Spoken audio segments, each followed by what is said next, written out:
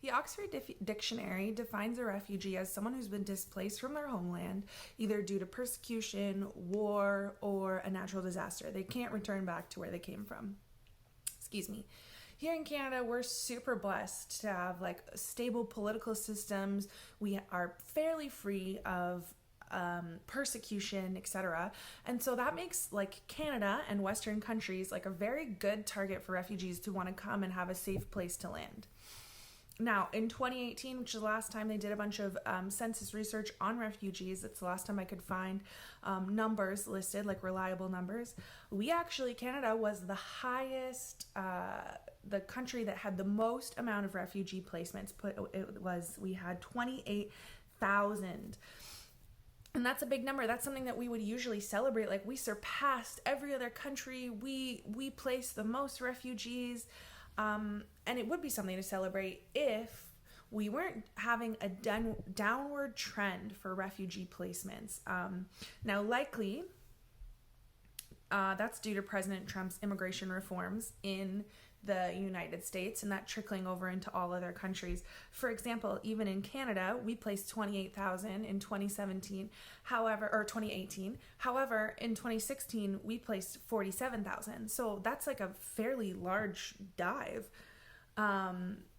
This paper, my thesis, what I'd like to delve into and work out in this paper is, despite the fact that Western countries are kind of capping their immigration lower, we're putting in lots more immigration reform law, there is still lots of refugees that need placements.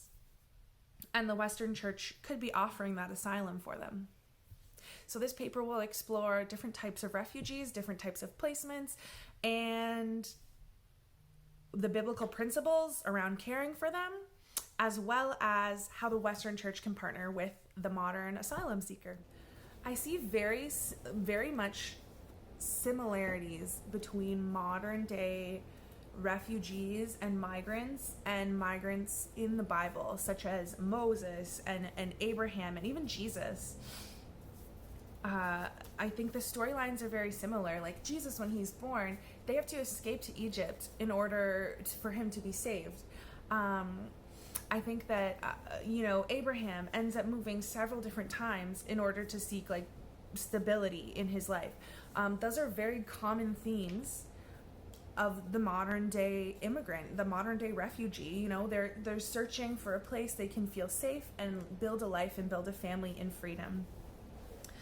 Leviticus, actually, 19:33 and 34 says, "When an alien lives with you in your land, do not mistreat the alien. The alien living with you must be treated as one of your native born. Love the alien as yourself, for you were once aliens in Egypt.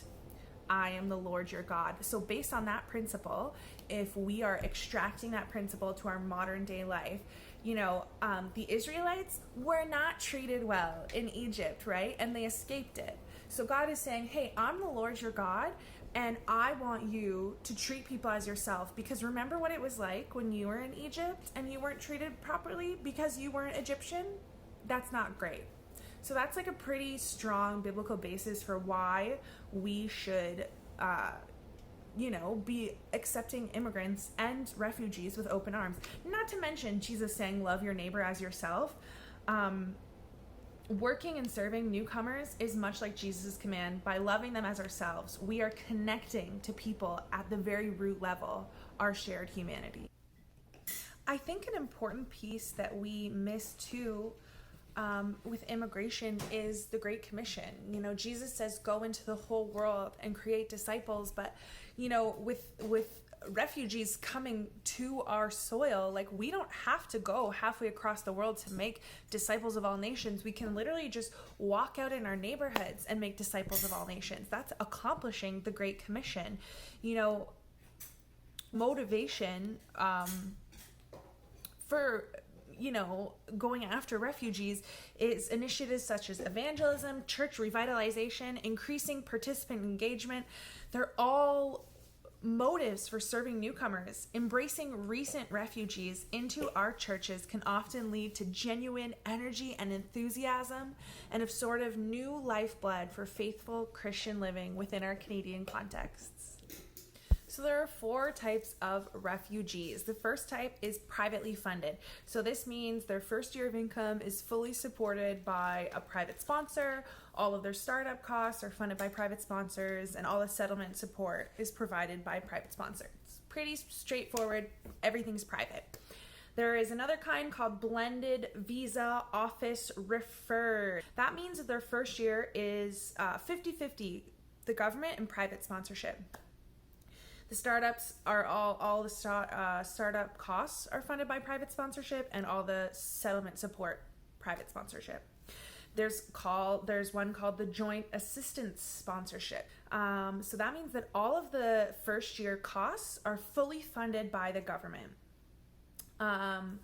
The service providing organizations arrange initial settlement support under the resettlement assistance program, and additional settlement support is provided by private sponsors. So that's probably one of the very lowest responsibility on private sector.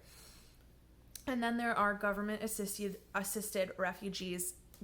And that means obviously all of the costs for their first year, all their settlement costs, everything, that's all completely funded by the government. Now, a lot of people would say, a lot of your church people might say, like, doesn't the government handle refugees? What does the church have to do with that?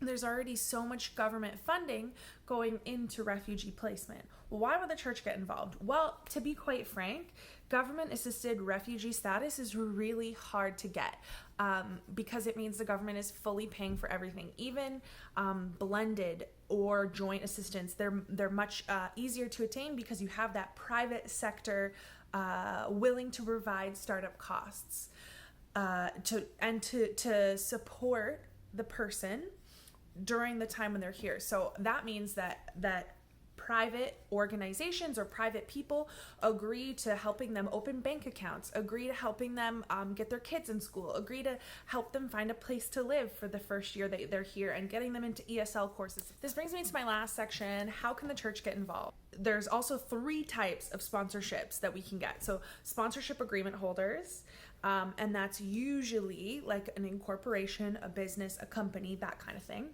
My church is incorporated, which means it would automatically already be eligible to be a sponsorship agreement holder, which means that we can legally sponsor a refugee to come and settle in and around our church, and our church is accepting responsibility for that person.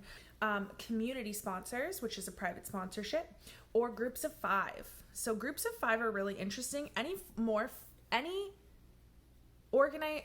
group of 5 or more Canadian citizens or permanent residents who meet the criteria can also sponsor refugees. So how can the church get involved? The church can sponsor refugees. You could get a group of 5 people together in your church that are financially stable, that have, maybe a basement apartment, something like that.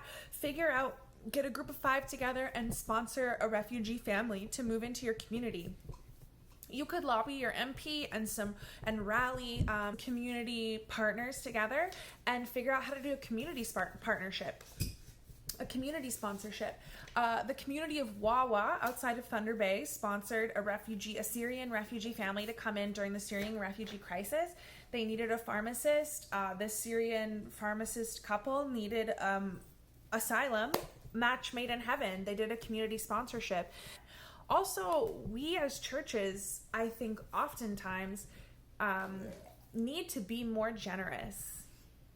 So a sponsorship agreement holder as a church that is incorporated could easily sponsor a family to come in and then divvy up responsibility to different people in your church. You have usually a group of people, a constituency that you can pull resources from. So maybe you don't have a person in your church that could particularly, take care of the whole process, but